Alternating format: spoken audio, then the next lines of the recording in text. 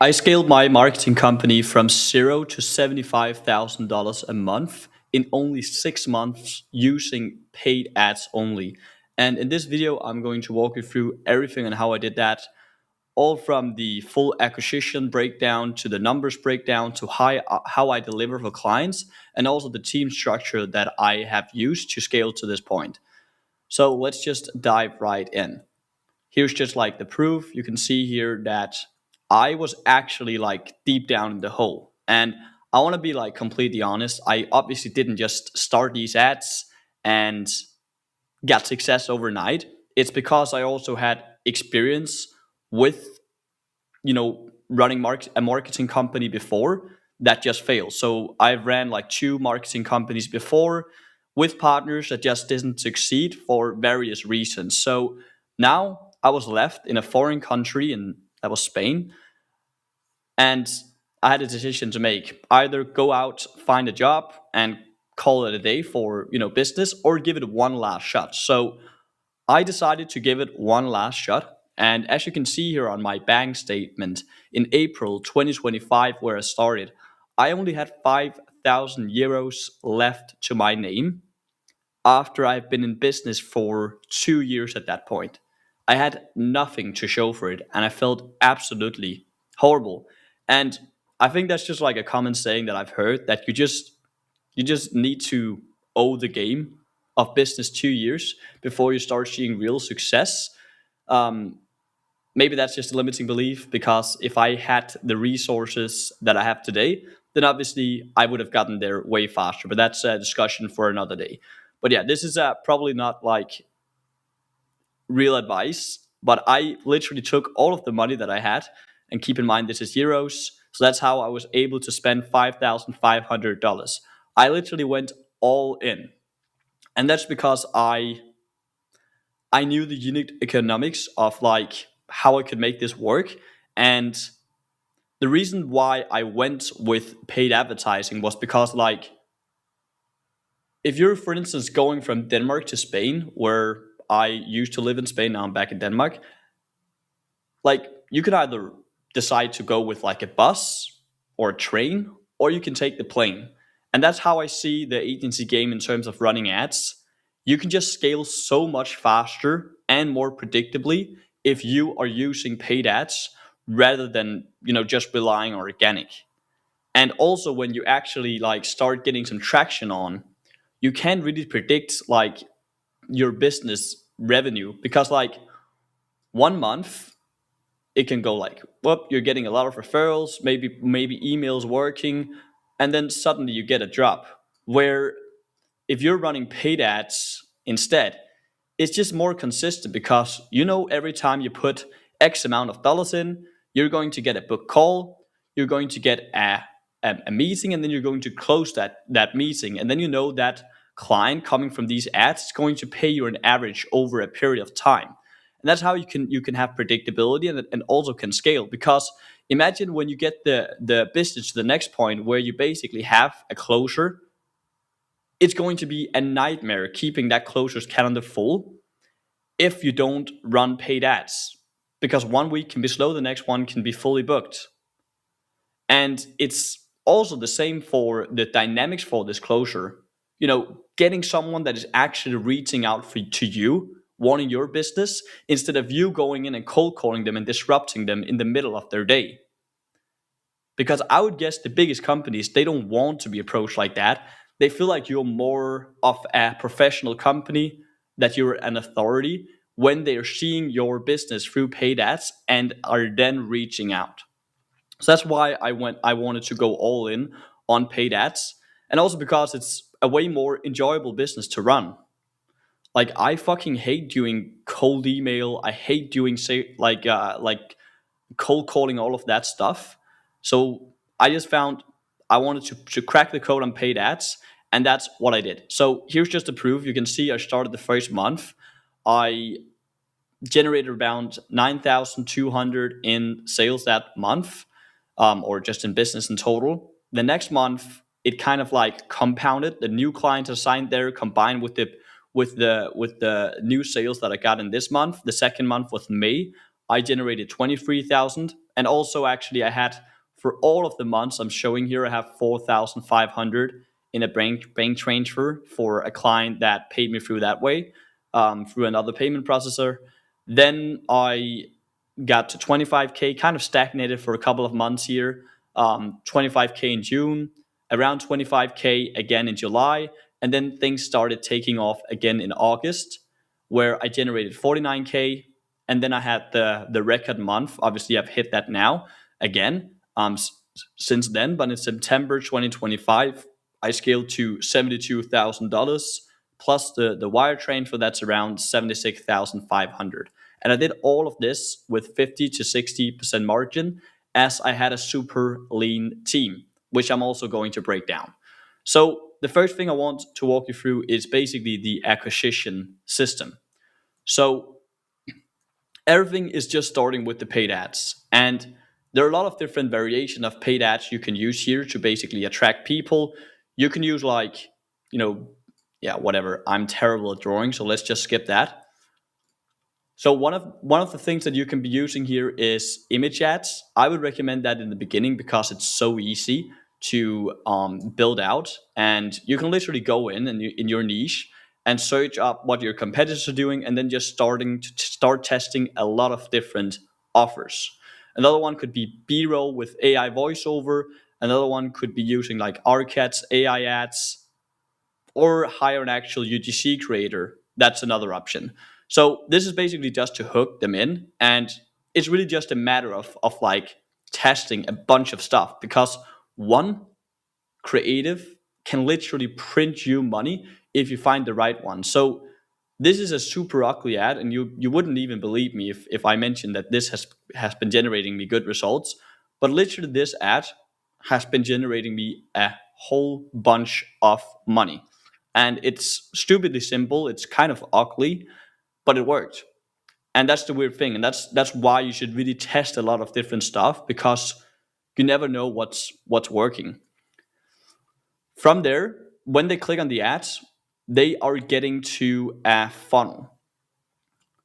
So on this funnel, I just have a bold claim, and then they enter their information.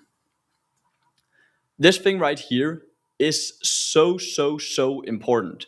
The survey here, because this is literally what's going to dictate the quality of people you're going to go to get through this funnel. And that's why you can also see when I show my economics from these ads that I have a really low cost per schedule.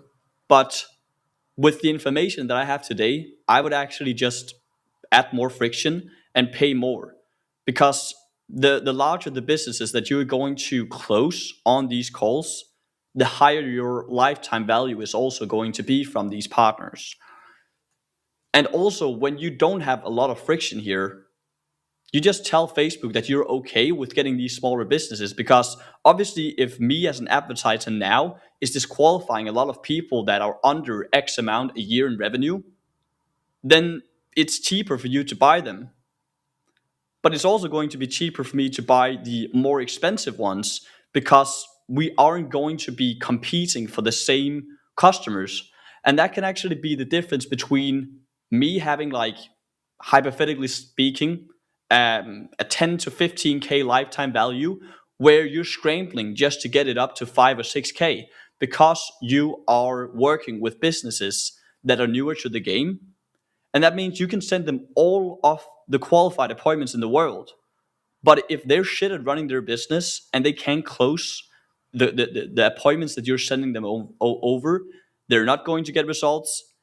They're getting emotionally attached easily, and then they are going to churn. And on top of that, they can't spend a lot of money, which means you're also making less money, especially if you are running on a performance basis. So I really test a lot of different questions here. One that is probably the best one is to have brackets. So that could, for instance, be, what is your annual revenue for your business? Is it, 0 to 500,000? Is it 500,000 to a million, 1 to 2 million, 3 to 5 million, 5 to 10 million? Because then you can start actually tracking your sales calls. You can track your show rate for the different brackets, because that also plays a role. when they're shit business owners, they're also more likely to just no-show your call because they doesn't take it that seriously. Where a company doing 5 million, when they have given you the word that they're going to show up for this appointment, they do it. And they probably also close at a higher percentage, and your cash collected per call is also going to be better. So really dive deep into the qualification here to actually attract your ideal client profile, because a big mistake a lot of people make that are new in business is that they think they should also work with businesses that are new. And that's just a bad combination, because the people that you learn the most from is also the bigger businesses, because they have ideas they can give you to help you perform even better. So basically what happens from here when they have gone to the landing page is that we either see if they're a qualified lead. If not, we can put them through some nurture until they grow their business and qualify to work with us. If they do qualify, they go up here under a booked appointment, and then they go to basically a thank you page.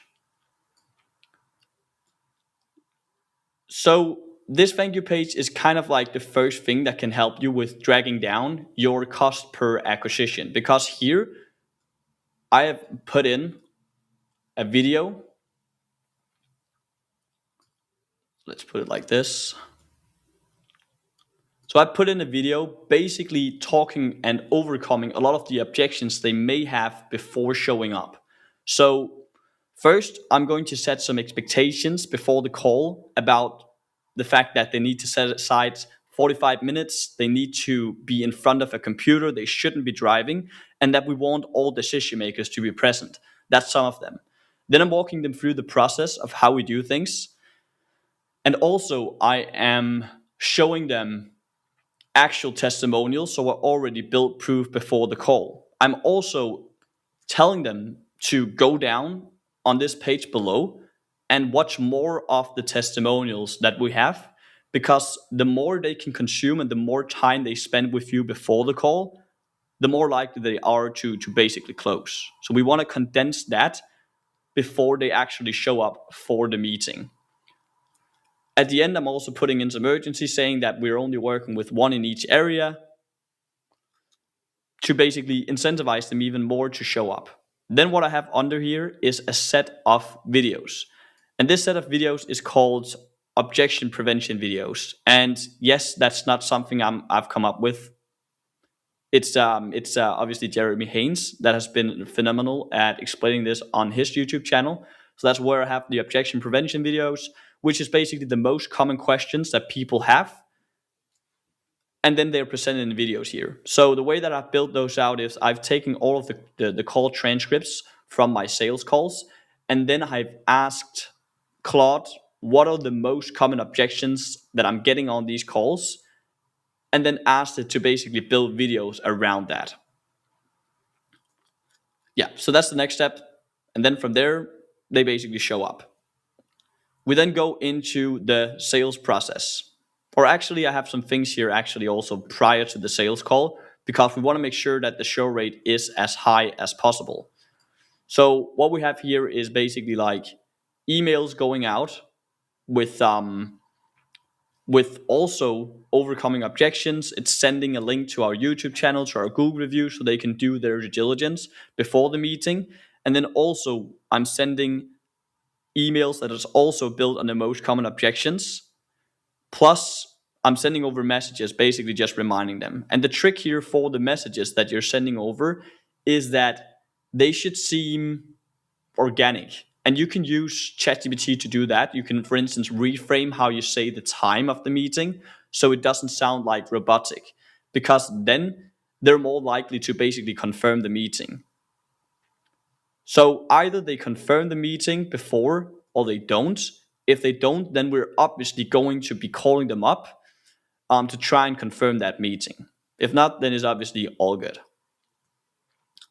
All right, then we go into the actual sales call. And just because I am in the remodeling niche, I found a one call process to be the best, just because show rates in this niche in itself is already pretty bad. Therefore, I want to maximize the show rate, and I want to have the lowest cost per pitch as possible. So what's going to happen on the sales call is you just set the frame for the call. You're then going to go into discovery. So in the discovery, you're going to be asking them some background questions in terms of where they're at with their business, what have they tried in the past, why did it not work, and what is their goal. That's like obviously super surface level, but we want to get as much ammunition before we go into the pitch. Because when we then go into the pitch, it's going to be the simultaneous reason why everything they've tried in the past didn't work and how this is going to be different. So this pitch needs to be unique for every potential customer that you have on these calls, because it needs to be tailored to the answers that they gave you in this discovery phase. Then we're going to drop a 1 to 10 question regarding, like, 1 being this is the worst thing they have ever heard, 10 being this is exactly what they need. And then if they give us anything below an 8, we're going to ask what would take you to a 10, because then we know the actual objection. From there, we're then going to obviously go for the close. If they close, we're signing them on as a client, booking an onboarding call, and then we are basically running their ads, booking their appointments, and then they are getting results, and they're now a customer that's going to pay us over and over again. All right, so that's basically like the acquisition breakdown. Then obviously we have from these partners that we have also required from paid ads, we are going to get referrals. And the way that we can do that is when we get on the launch presentation or the launch call meeting, we go through obviously the basics that we need to have covered, like connecting their calendar, getting their ad account, Facebook page, all of that stuff. And then we're going to run them through a presentation. This presentation is going to help us with increasing the lifetime value from this partner and also help us get referrals, because every reason we see people are churning is going to be in this presentation, so we can help overcome that. Because the biggest reason why clients are normally churning is because of an expectation gap. If they think you're going to change their business overnight, you're only going to retain that client for a couple of weeks and then you're done. And this metric is so important because this metric is what allows you to pay money on paid advertising to acquire them. Because if your CAC to lifetime value is too low, it doesn't even make sense spending money on ads in the first place. That's why I am obsessed with this number, lifetime value, and obviously also the cost per acquisition. Then once I have been through that presentation, covering the most, like, the basics, what to expect, all of that, I am showing them a slideshow where I ask for referrals. So I'm telling them that for each referral you give us, you're going to get X amount of dollars. And then I'm asking them if anyone comes to mind. If not, then they always know it, and we can ask on check-in meetings for if they have any referrals. All right. Next thing then is the actual numbers breakdown for how these paid ads are working so well. So as you can see here, since I started, I've spent $62,000. And if you're just seeing that number and you don't have that much experience with running paid ads, you're probably being a bit scared of that number. And I get that. But that's why you need to know your numbers as far as your CAC to LTV. Or actually could also be CAC to LTGP, because that's basically my whole business philosophy. Like, if the CAC to lifetime gross profit is less than 1 to 3, then I don't even see that I have a healthy business. It's not a healthy business if that CAC to lifetime gross profit is under 1 to 3. And when you then know these numbers, you can with peace of mind spend $62,000, because if your lifetime, or if your CAC to lifetime gross profit is, let's say, a 1 to 5, then you are basically making $5 in profit for every $1 you spend. So you can see that I've also scheduled well around 680 calls in this 6 month period from starting the agency. And this is basically the breakdown from it. So let's say my cost per click is $5.5. Let's say my opt-in rate is 25%, cost per lead is $22. I qualify 30% of them, which means my cost per booked appointment is $180. Then let's say I have a 60% show up rate because this niche is a bit weird with that. Could be higher. Definitely would be able to push it up to 70 to 75, which I also have now. And then let's say I have a close rate of 20%. That means my cost per client is $1,500. So if I can retain these clients for, let's say, at least 3 to 4 to 5 months, then I'm going to have a CAC to lifetime value of 1 to 6, which means I have a healthy and scalable business. And that's why I am spending way more money now on ads, because I know these numbers extremely well. Next thing then is the actual delivery. So my model is a bit different from other agencies. There's a lot of agencies running like a PIF upfront, or they're running a monthly fee.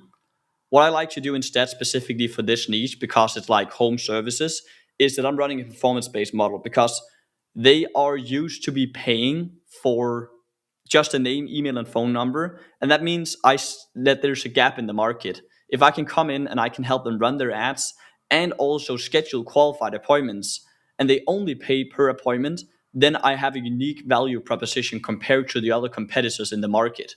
And when value is created, that's when you get money in proportion for the value that you create. So what I do for the clients is I run meta ads. Once they are signing up for the meta ad, the homeowner, they're getting sent into Hot Prospector, which is a dialing tool. And then the leads are basically just going into the dialer. From there, my sales agents are going to be qualifying all of these leads. And I have agreed upon these qualification questions with my clients. So when we jump on the launch call meeting, we're also going to be covering what exactly should we qualify these leads on. And then we're building that into our, scheduling script. From there, when we get a scheduled appointment, we send that appointment directly to WhatsApp, and then I am charging the partner for that appointment. And that means I have a really good back-end recurring revenue in the business, because that's what I'm optimizing for. I'm not just having one good sales month and then, the numbers peak, and then next month, if sales goes to shit, then I'm down again. This is more like a resilient business, in my opinion, because I have maybe around 70 to 80% of my revenue coming from backend, which means next month I don't have to go out and essentially like depend on closing a lot of paid in fulls. I'm not saying that I'm turning off the paid ads ever.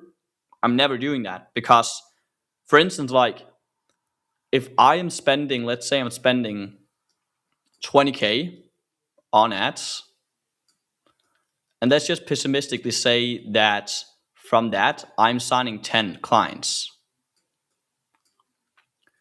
That's a $2,000 cost per acquisition. If I know that these clients are going to pay me 10K,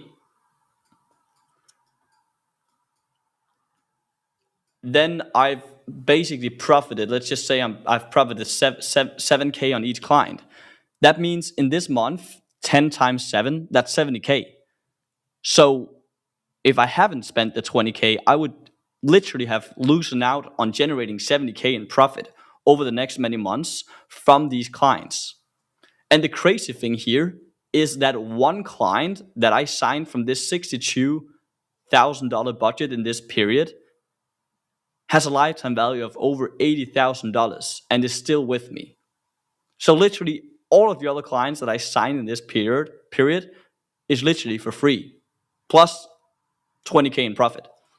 So I hope that can like change some beliefs if you're still a bit hesitant about running ads for your agency.